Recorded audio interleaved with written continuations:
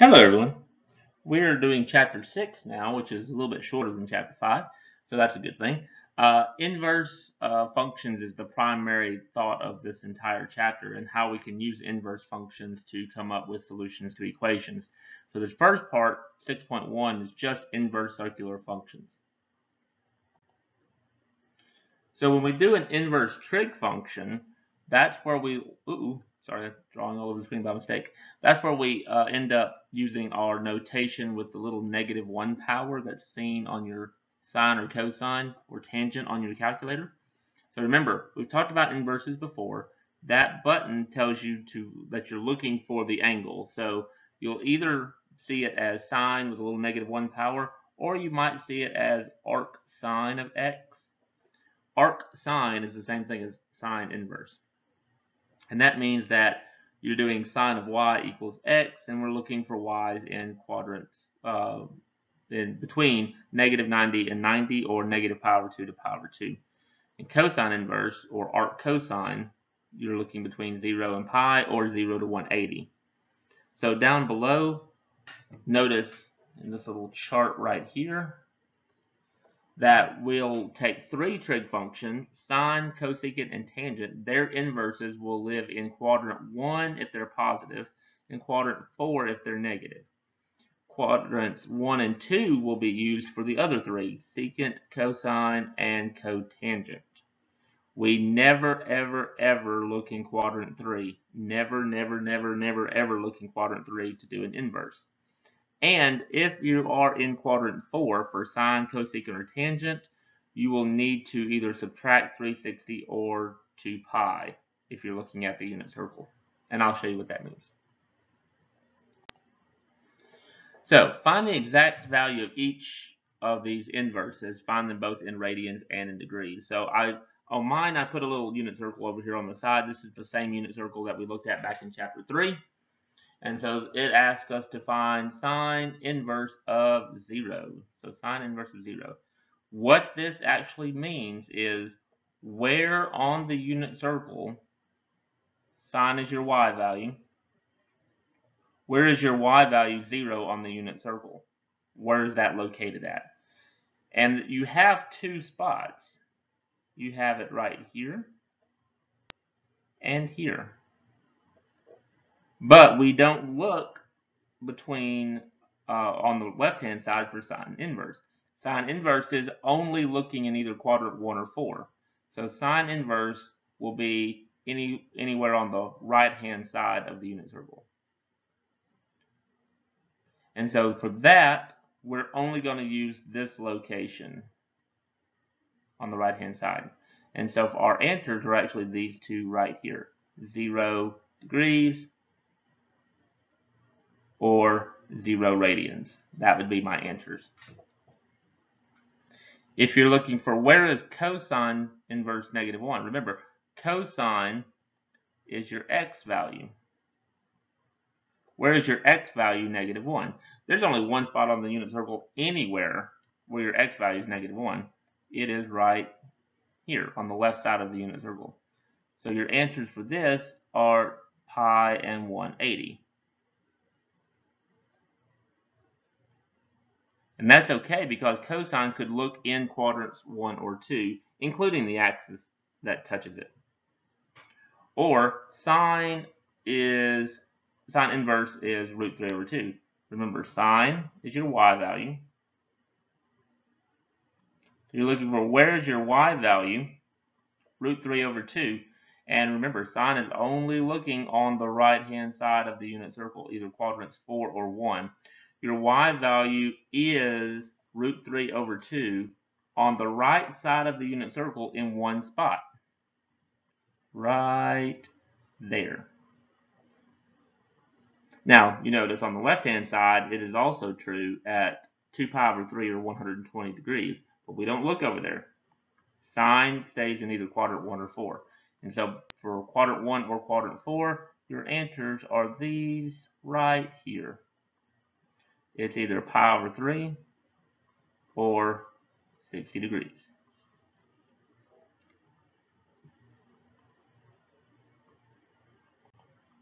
Okay, let's do a few more. Where is tangent negative root 3?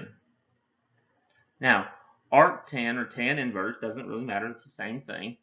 Arctangent is the y divided by the x. So you have to find y values and x values that when you divide, they give you square root of 3. Where that'll happen is where your y value is root 3 over 2 and your x value is 1/2. That would give you root 3. So you're looking for a y value that has a root 3 over 2 and an x value that has a 1/2. Tangent is in quadrants 1 and 4. So we're only looking again on the right hand side. To be negative, either the y or the x has to be negative. And so that's usually going to be in quadrant 4. And so in our case, where we're looking at is this value right here.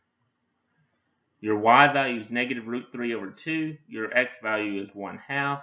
So our answers, you would think, would be 300 or 5 pi over 3. That is not true because we have to subtract 360 or subtract 5 pi or 2 pi. So you would think if you looked off the unit circle, it'd be 300 or 5 pi over 3. But that's not true because in quadrant 4, you have to subtract 360 or subtract 2 pi. If you do that, you'll get negative 60 degrees or negative pi over 3. Those would be your actual answers. You can also look at it this way. Whatever you find for the angle down at the bottom, the 300 and the 5 pi over 3, if you look directly above that, this point right here and this point right here are the same, except they're in opposite quadrants. So if you take the point directly above it and swap the signs, it'll be the same thing. So the 60 and the pi over 3, you can do it that way as well. Now if you do cosine though with a negative, you don't have to do anything. Cosine, arc cosine, you're looking for your x value here again. Where's your x value? Negative root 3 over 2. Well, your x value is negative root 3 over 2 in quadrant 2, right here. It's also in quadrant 3 at 7 pi over 6, but we don't ever look in quadrant 3. So if you wanted to, you could actually just x out this entire quadrant. It is not necessary at all when we do inverses. So we're only looking in quadrant 2 here, which is at 5 pi over 6 or 150 degrees. So 150 degrees or 5 pi over 6. And that's your answer. You don't do anything to the angles in quadrant 2. You only have to adjust the angles in quadrant 4. Cotangent. Cotangent is the x divided by the y. And so you need them to be the same thing to get 1. And so we would want them to be root 2 over 2 and root 2 over 2. That would be the point that would, those are the values of the points that have the same x and y coordinates. Since it's negative, we're looking in quadrant 2. Cotangent inverse is in quadrant 2. So we're looking at this point right here, where the x is negative root 2 over 2, the y is positive root 2 over 2. We're looking for answers like 135 or 3 pi over 4. And again, we do not do anything to the angles in quadrant 2. We take them the way they are. Now, cosecant inverse of negative 2, if you don't like the cosecant idea, remember that's the same thing as asking where is sine inverse of negative 1/2. So you're looking for a y value of negative 1/2. Sine lives in quadrant 4. So you're looking in quadrant 4, where is sine negative 1/2? Sine is negative 1/2 in quadrant 4 right here. Root 3 over 2, negative 1/2 is at 330 degrees. So you're at this point right here. Or 11 pi over 6. But we don't use those. You can either subtract the 360 and the 2 pi, or you could go to the point directly above it and take the negative of those angles. And that's what I'm going to do. I'm going to do it as negative 30 or negative pi over 6. and that would be my answers. So a lot of this is just knowing where to look on the unit circle and what values to pick off, and if you need to do any adjustments.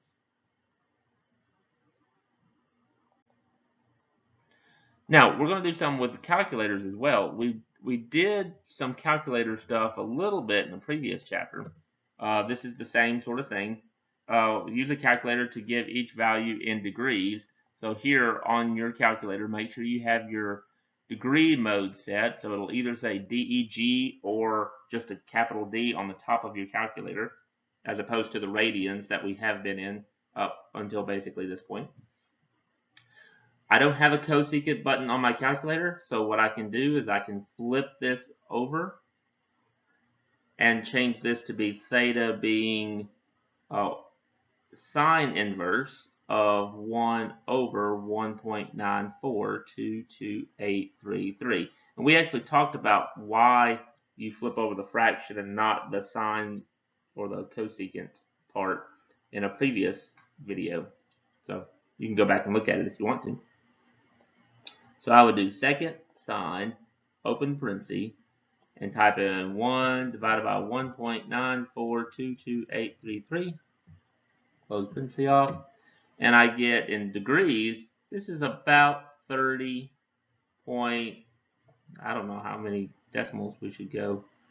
We'll just do a bunch, 98796 degrees. Now, there is one issue with this, and that comes from part B. If I do cotangent inverse of a negative number should be in quadrant 2. But there's no way for your calculator to know that. And so the way we would type it in the calculator is I would turn it into tangent of negative 1 over 0.607242226. And when I flipped it over to do tangent, my calculator now thinks I'm looking for an angle in quadrant 4. So when I do second tangent, open parenthesis, negative 1 over divided by 0.607242226, and hit enter, it's going to give me an angle that is actually in quadrant 4, negative 58.732 something. Sorry. 3211 degrees. That is not the answer for this because cotangent has to be in quadrant 2, not quadrant 4. So if you ever do a cotangent inverse of a negative number, whatever the calculator gives you, you always have to add 180 or pi if you're in radians to get it to be the correct quadrant. So I'll take my answer that I have on my calculator and just add 180 to it to get 121.26789 degrees. So you do have to be careful. That's the only one that's a little bit of an issue, is cotangent inverse, because when you switch it to tangent, your calculator thinks you want an angle in quadrant 4 instead of quadrant 2. Any of the rest of them are okay.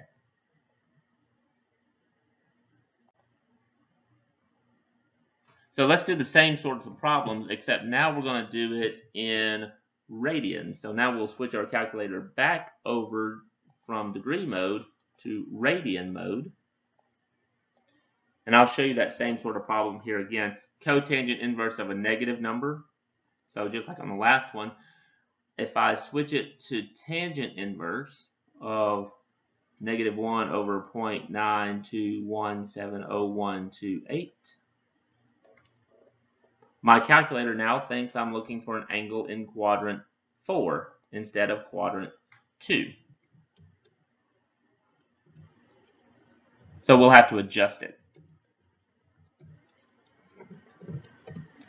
And so this gives me about negative 0.82612 radians or so. Again, that's an angle in quadrant 4. I then have to add pi to it. Pi being the same as the 180 that I added before. So if I add pi, I'll get an angle of about 2.31547 radians for my answer. Whereas on, man, I'm not good with the alphabet here, am I? That's letter A and letter C for some reason. So I'll put that B there. On part B, arc sine of 0.92837781, you could literally just type that in the calculator exactly the way it looks and see what you get. So if I do second sine of 0.92837781, this will come out to 1.19 with a bunch of zeros after it. So a little over 1 radians.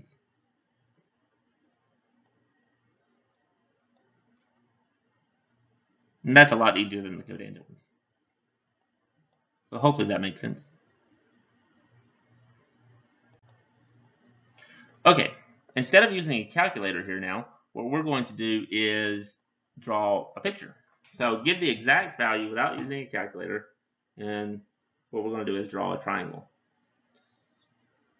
It says to find the tangent of the arc sine of 3/4.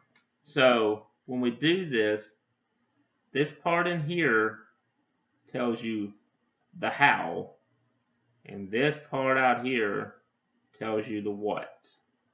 So inside that arc cosine, that tells you how to draw the triangle. Since it's a positive 3/4, anything that's positive will be in quadrant 1. And cosine is the adjacent over the hypotenuse. And we're going to solve for the missing side y. So that how tells you how to draw that triangle. Then we'll do the Pythagorean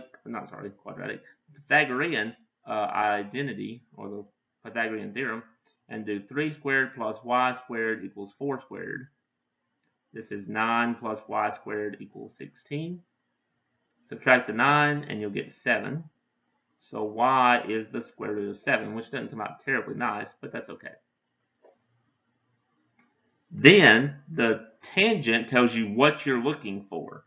So we do tangent of that triangle. Tangent is the opposite over the adjacent. This answer is the square root of 7/3.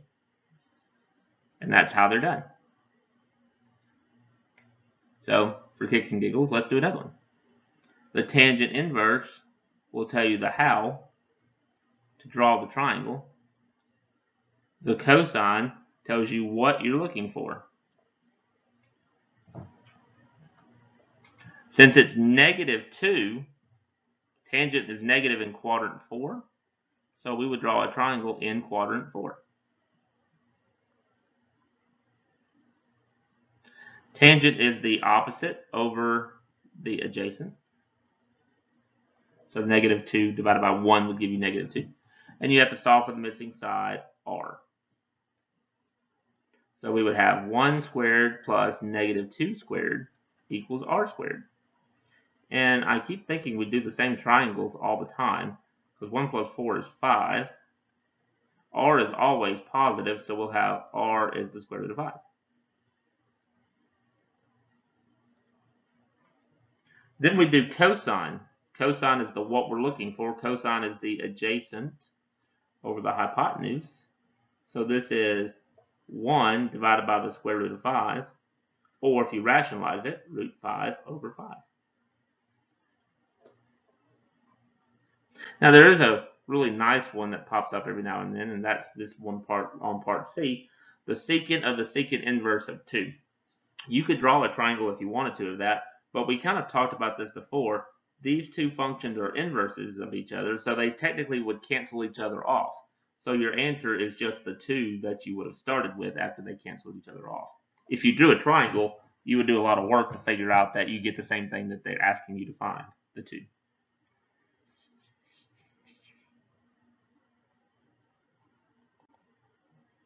Okay, if I do that same sort of problem but use a calculator, I'm going to do this in radians, but it actually does not matter whether you do it in radians or degrees, because you never actually have to find the angle. So if you have your calculator in radians or in degrees, you'll get the same thing.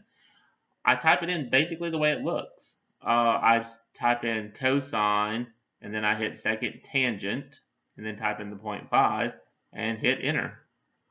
And if I did that in radians or degrees, you'll get the same thing. This is 0.894427-ish. You can work your way on some calculators. You'll have to work your way from the inside out. You'll have to type in the 0.5 and then hit the second tangent part first. And then whatever that is, then hit cosine of that answer. So it just depends on how your calculator works. My calculator that I'm using, I type it in basically the way it looks. So on part B, I would do the tangent of the sine inverse of 1.22511014, and I'll get an answer of about 0.12344. I should have made that 12345, shouldn't I? Oh well. It doesn't round off to 0.5, so but it'd be funny if it did. Okay, now we're going to go on to trig equations. So trig equations in this book is broken up into two sections. So they do trig equations of one type in section 6.2, then we'll do another type in 6.3. So this is trig equations, basically part 1. Part 1 equations are going to be doing things that are either linear or quadratic in nature. So a linear function from algebra means you have an x to the first power. You have one x in there somewhere. Trig functions are the same idea. A linear trig function means you have one trig function to the first power in there somewhere. This is a linear trig function. 2 cotangent x plus 1 equals 1. You solve a linear equation here the same way you do a linear equation in college algebra, for instance. Had this problem said 2x plus 1 equals -1, I would start by subtracting the 1 from both sides. I would divide both sides by 2. And I'd have x is -1. I do the same thing. I'm going to start by subtracting the 1 from both sides. And I'll have 2 cotangent x equals -2. I will divide both sides by 2. And I'll end up with cotangent x equals -1. Now we're not done here like we would be in algebra. Here we're looking anywhere on the unit circle. So that's what this thing up in the corner says. This 0 to 2 pi, that's anywhere in the unit circle. Is there anywhere on the unit circle that your cotangent value would be -1? And that's true. There are actually two locations. Cotangent is negative in the same quadrants that tangent's negative. So if we were looking at our ASTC chart, I wouldn't look in quadrant 1 or in quadrant 3. I need an angle in quadrant 2 and an angle in quadrant 4, where when I divide those two values, I get -1. And that occurs in two spots. Since it's 0 to 2 pi, they want the answer in radians. So I would go 3 pi over 4 and 7 pi over 4. So there are two answers. Most trig equations, linear trig equations, will give you two answers. There are a few that give you one, but most of them will give you two.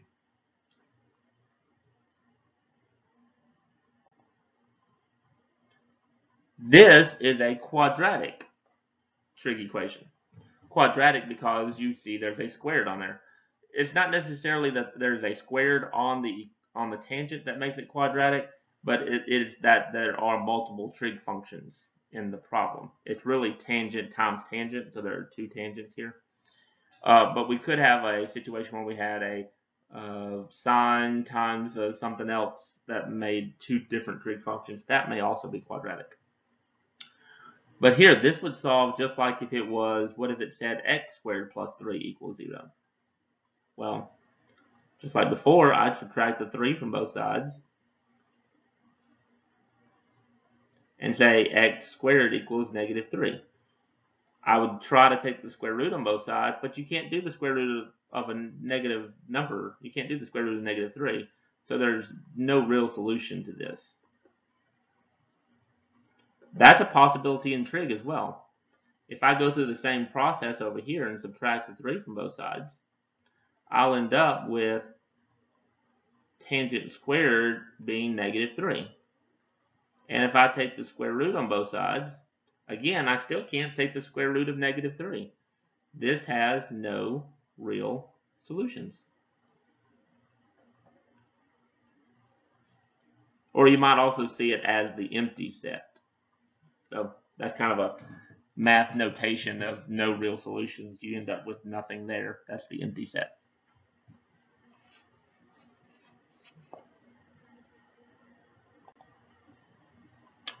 This one is also quadratic. Negative 2 sine squared x equals 3 sine x plus 1. Again, if we would have solved this in college algebra, I would have this as negative 2x squared equals 3x plus 1. You could move the 2x squared to the other side, and you would factor it. Hopefully, you'd have a 2x plus 1 and an x plus 1. We would set each one of those equal to 0 and go through that process. I won't do it all the way through, but that's what we're going to be doing. You do the same thing here. If I move the negative 2 sine squared x to the right-hand side, I could say that 0 equals 2 sine squared x plus 3 sine x plus 1. And you just treat sine x just like the x would have been in algebra. That would be kind of like your variable. And so this would turn into 2 sine x plus 1 times sine x plus 1. And what we would have done in algebra is set each one of them equal to 0. So either 2 sine x plus 1 equals 0, or sine x plus 1 equals 0. And solve it for sine. Subtract the 1 from both sides, on all the way across if you want to. And you'll get 2 sine x equals negative 1, or just sine x equals negative 1. And on the first one, you have to go one additional step by dividing by 2 everywhere. And say sine x equals negative 1/2. Then we go to the unit circle, and we look. Where is sine negative 1/2? Anywhere on that unit circle. And that'll occur in quadrants 3 and 4, because that's where sine is negative. So you'll end up with a 7 pi over 6. And in quadrant 4, you'll have an 11 pi over 6. Sine x is negative 1 only in one location. That is at 3 pi over 2. So you get 3 solutions here. And you might wonder, can you look at the problem and tell how many solutions you're going to get before you solve it? And the short answer is no. Most of the time, if you have a quadratic equation like we have here, you're usually looking for 4 answers, not just 3. So you're typically looking for, if you have a first power trig function, you'll probably get 2 solutions. A second power trig function usually gives you 4, but that's not 100%.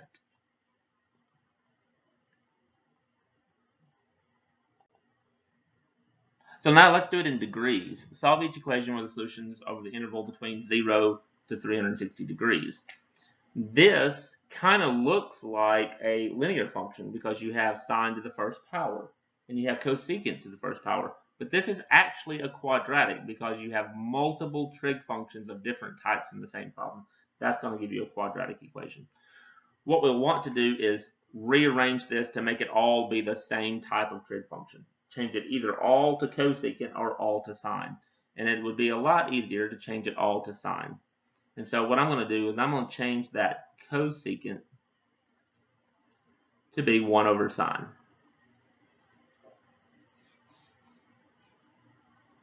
Then I need to get them all to the same side, so I'm going to subtract it off to the left-hand side and set it equal to 0.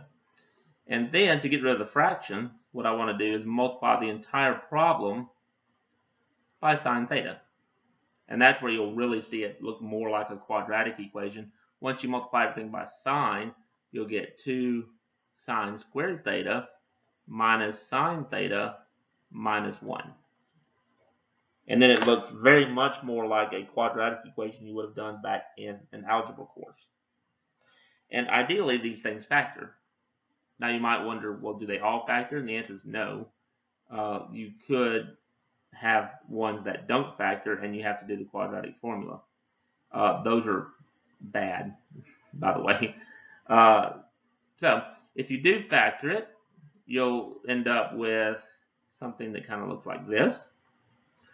2 times sine will give you the sine squared. 1 times 1 gives you the 1. You need a negative on the sine, so you need a negative on the right-hand side so that when you FOIL it, you'll end up with a negative sine theta. Set each one of those equal to 0. 2 sine theta plus 1 equals 0. Or sine theta equals 1. And this is very much like what we did on the last one. If you subtract the 1, oh, well, I went one step too far too fast apparently right there. Minus 1 equals 0. If you subtract the 1 and add the 1, you'll get that 2 sine theta is negative 1 or sine theta equals 1. And then divide by the 2 on the first one, so you get sine theta equals negative 1/2. So the first one, the one on the left-hand side, sine theta equals negative 1/2, that's the same values we had on the last one, except now we're doing it in degrees. So that would be 210 degrees or 330 degrees. Sine is positive 1. The y value is positive 1 at 90 degrees on the unit circle. And so again, we get 3 solutions here instead of the 4 that I would typically be looking for a quadratic.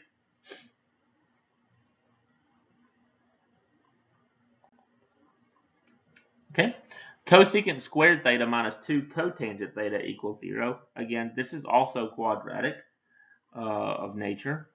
You might could tell it by the cosecant squared there. But I need to get it either all to cotangent or all to cosecant, whichever one would be easier. I know there's an identity that 1 plus cotangent squared is cosecant squared. So remember way back in the day, by that I mean the last chapter, that 1 plus cotangent squared is cosecant squared. That's one of our Pythagorean identities. So I'm going to replace this cosecant squared with this identity and make this say 1 plus cotangent squared minus 2 cotangent theta equals 0.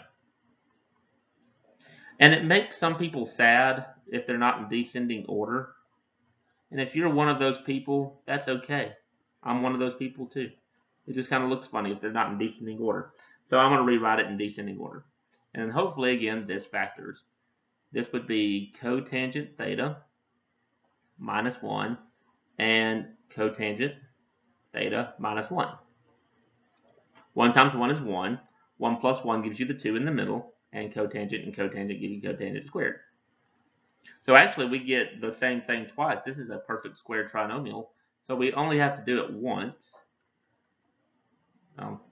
So we set the cotangent theta minus 1 equal to 0, or cotangent theta equals 1. And when we look anywhere on the unit circle where if you divide the x by the y, would you get a positive 1? And that occurs in 2 locations, once in quadrant 1 and once in quadrant 3. At 45 degrees and at 225 degrees. You might also be at the point now that you're thinking, wow, that unit circle was really important. It is probably the most important thing other than maybe the identities that you will need for calculus. So they do not give you that unit circle as well. So if you want to use it, make sure you memorize it.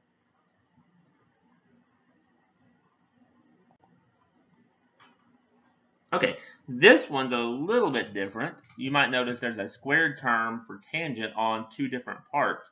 You could jump in and just factor this. You don't have to make it all be sine or all be tangent. You'll notice there's a tangent squared on both of them. So I could actually pull the tangent squared out front and just have 2 sine theta minus 1 left over. And then I don't have to do anything with trying to rearrange with identities and such. So either tangent squared theta is 0, or the 2 sine theta minus 1 is 0. On the first one, take the square root on both sides. The square root of 0 is 0, so this just asks you where is tangent theta equals 0. The other one, if you add the 1 over and divide by 2, asks you where is sine 1/2. Well, tangent is 0. Since tangent is y over x, tangent is 0 where y is 0. So anywhere where the y is 0 would be at 0 degrees and 180 degrees. It's also at 360, but 360 and 0 is the same location, so we don't want to double that. So we'll pick the 0, but not the 360. And sine theta is positive 1/2. The y value is positive 1/2 at 30 and at 150. So this is a situation where we do end up with multiple angles all the way through.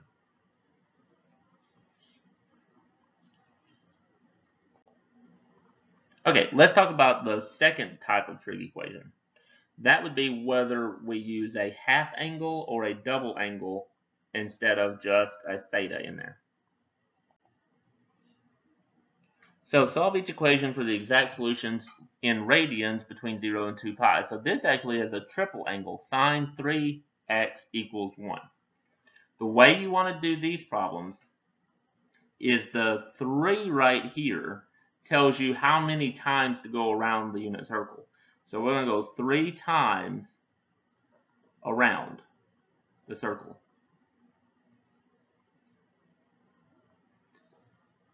So I leave it just like it is, sine 3x equals 1, and I say, where is the y value negative 1 on the unit circle? Anywhere on the unit circle. There's only one location. Sine, the y value is negative 1 at 3 pi over 2. So I write down 3 pi over 2.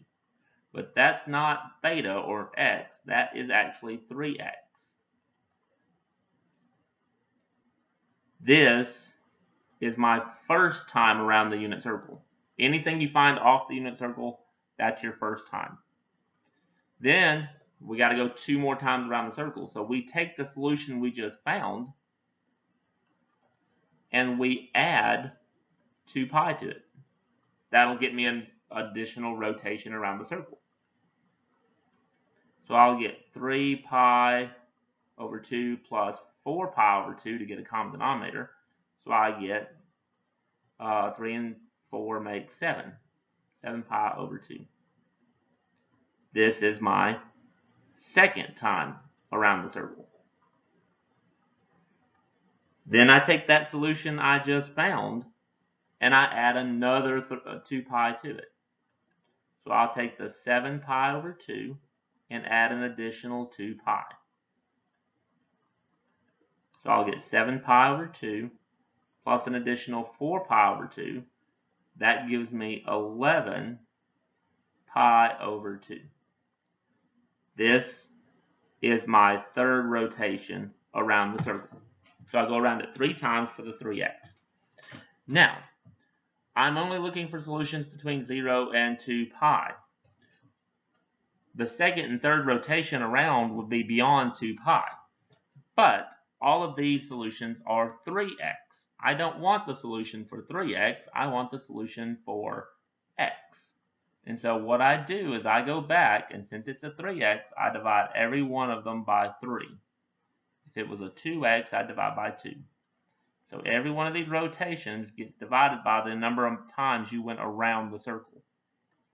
And so I'll get 3 pi over 2 divided by 3 would give you just pi over 2. The 3's would cancel.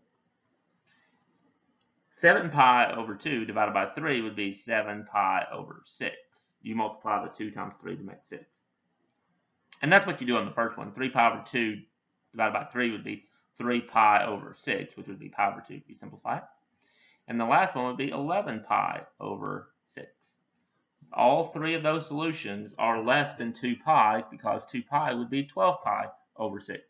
And so that would be my 3 solutions. Generally, you're looking for probably 6 solutions going 3 times around. It just so happens this had less.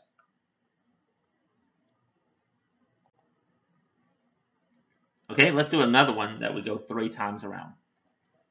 So again, this 3 right here says I go 3 times around the unit circle.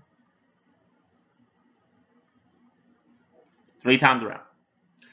Notice the 3 tangent 3x, I have a 3 in front of the tangent. I can't have that. You have to have the trig function isolated.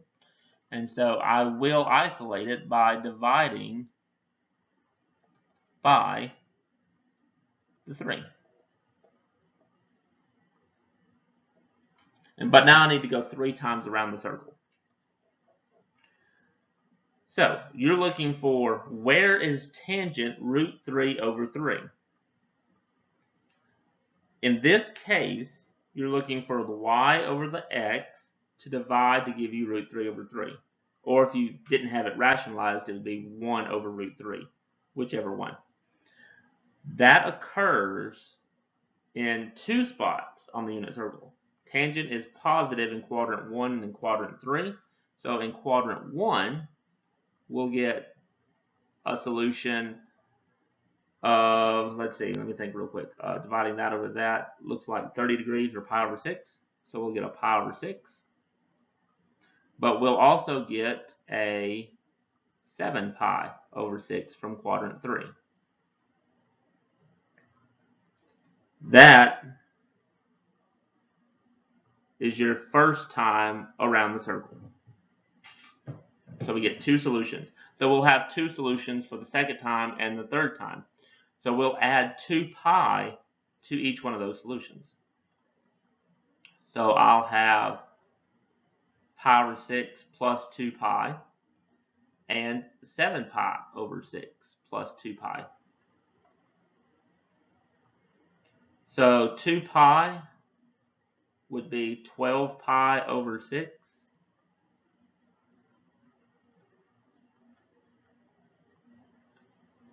So if I add those to each one of those, I'll get 13 pi over 6, or 19 pi over 6.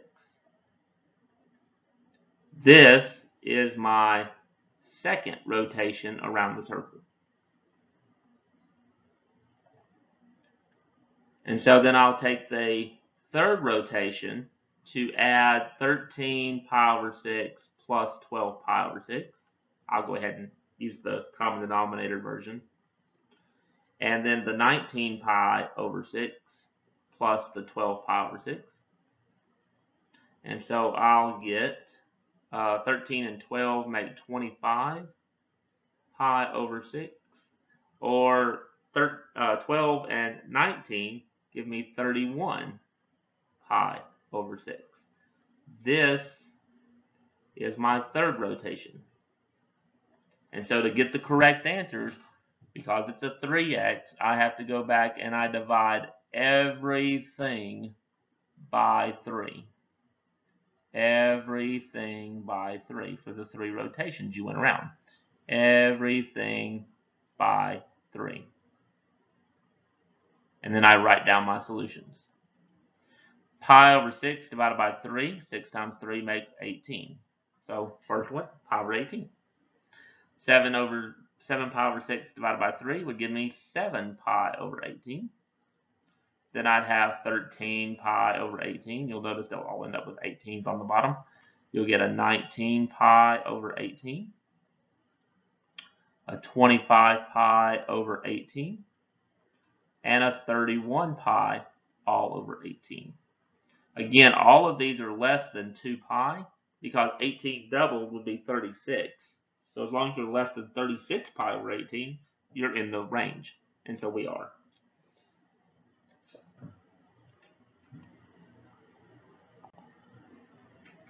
Okay, this one has a 2x on it, so it's a little bit easier. You don't have to go quite as many times around the circle and such. But I do got to get the cosine isolated. So this is cosine 2x would be -1 over root 2 or negative root 2 over 2, whichever one you want to do. But the 2 in front of the x right here tells you do 2 times around the circle.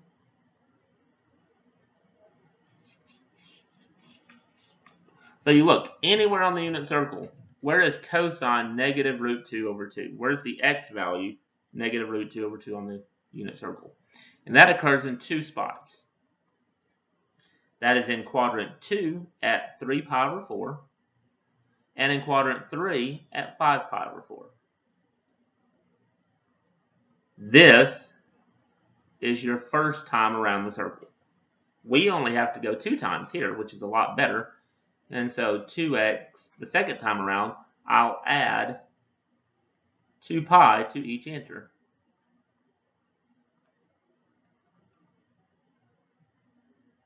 And so adding 2 pi would be the same thing as 8 pi over 4.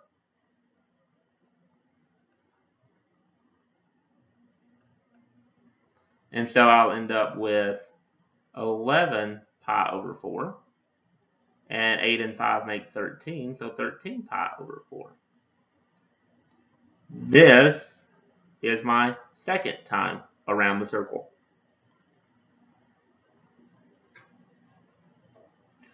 Because I went 2 times around, I have to cut every one of these solutions in half. So everything here will get divided by 2 for the 2 times around the circle you went. And then you write down your solutions.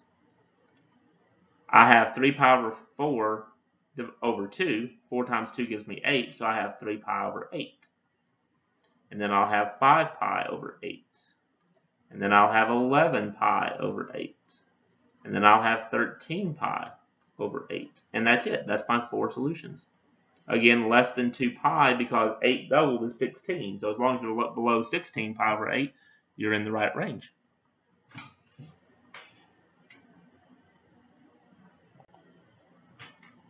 Now, if you run into a situation where you look at a problem and one side has a double angle and one side has a single angle, like this, we have sine of just x equal to sine of 2x. Well, you can't do that same process here. You have to make them all be either just x or all be 2x. And so what we will do is use an identity. This sine 2x on this side has an identity of 2 times sine times cosine. That's from section 5.5 in the last chapter. So I rewrite this problem. This is sine x equals 2 sine x cosine x. Please do not divide by sine on both sides. You cannot do that because you might eliminate a variable or eliminate a solution. So what we have to do is we subtract the sine x from both sides. Technically, this would turn into a quadratic equation that has to be factored. And so this becomes 2 sine x cosine x minus sine x. There is now a sine x in common that you can factor out.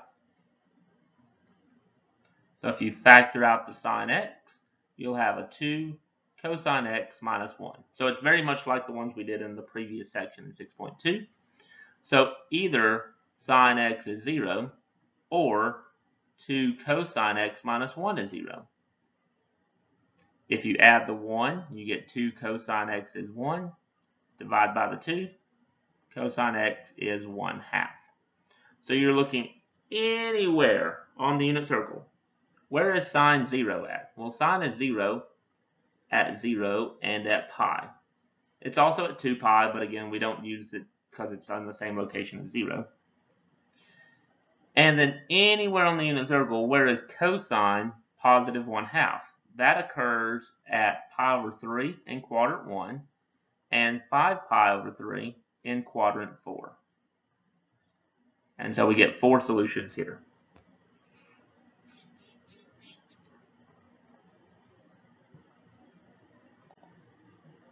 Okay, cosine 2x plus cosine x equals 0. Same idea. I got to get the cosine 2x to be just cosine x. And I can do that. I have an identity for this part right here. And I want to use the identity that is based on cosine since I have a cosine x left over.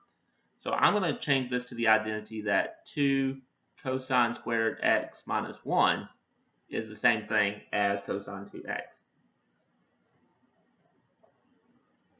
I am going to go ahead and write it in descending order. So I'm going to do 2 cosine squared x plus cosine x, and then I'll put the minus 1 at the end. That way I'm already in descending order. And hopefully that factors. This is 2 cosine and cosine to get cosine squared. You have to use 1 and 1 to get 1, and you need a positive in the middle, so you need a plus and a minus on there. So this will tell me that either 2 cosine x minus 1 is 0, or cosine x plus 1 equals 0.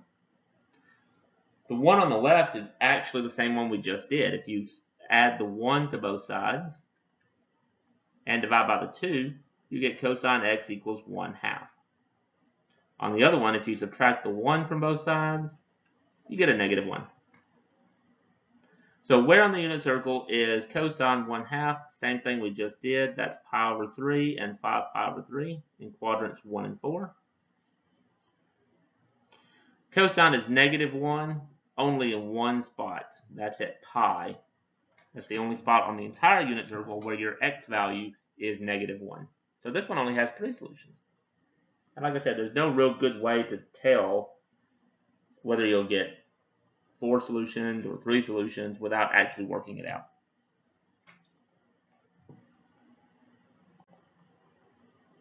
So let's do a couple that are in degrees as well. This is like the first one that we were doing.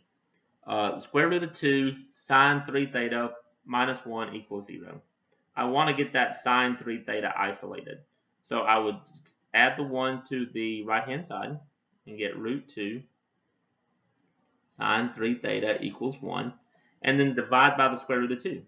So I'd have sine 3 theta equals 1 over root 2, or if you rationalize it, root 2 over 2. The 3 in front of the theta tells me I got to go 3 times around the circle. 3 times around. But we're going to go around in degrees now. So the first time around,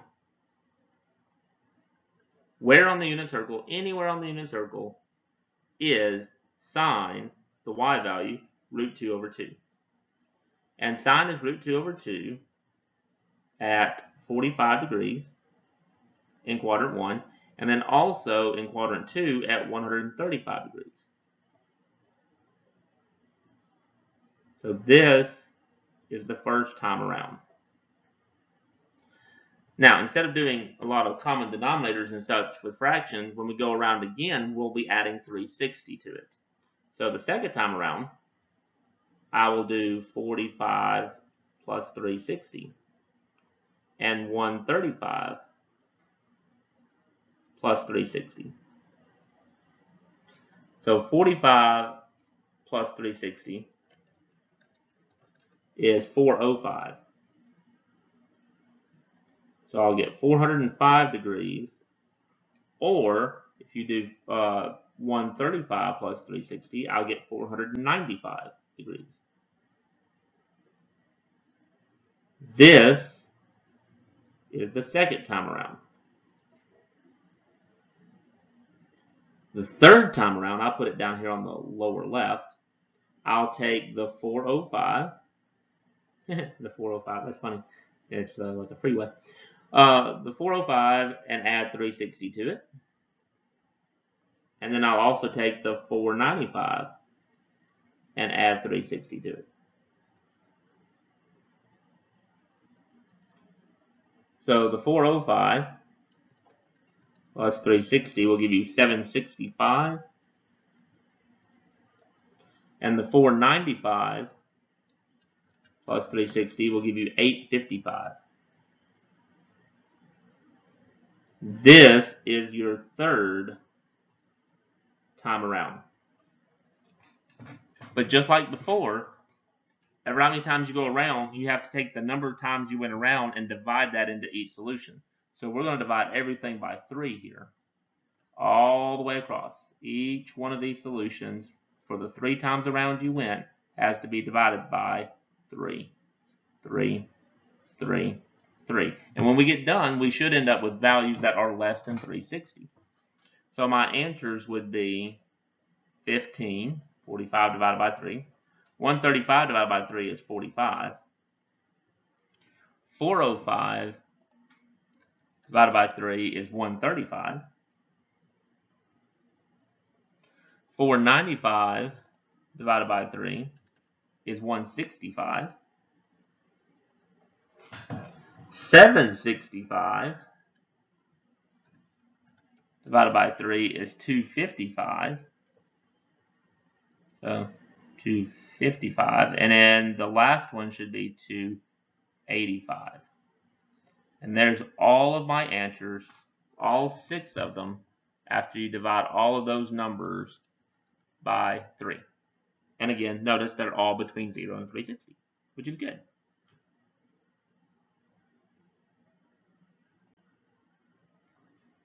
Okay, last one here. Notice this is theta divided by 2. Or if you wanted to do it, it's 1/2 theta. I want to get the 4 isolated, the cosine isolated by dividing by the 4. So I would rewrite this as cosine of, and I'm going to write it as 1/2 theta instead of theta over 2. And negative 2 divided by 4 gives me negative 1/2.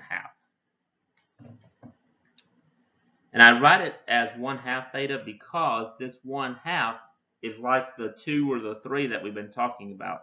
So instead of going 2 times around or 3 times around, we're going to go half time around, which basically means we're looking in quadrant 1 or quadrant 2 only. We don't even look in quadrants 3 and 4 because we're only going halfway around the circle.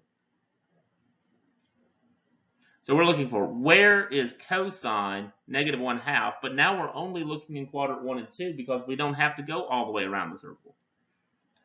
So only the top half, where is it negative 1/2? And that occurs in one spot. That would occur at 2 pi over 3. Oh, sorry, we're doing this in degrees. At 120 degrees.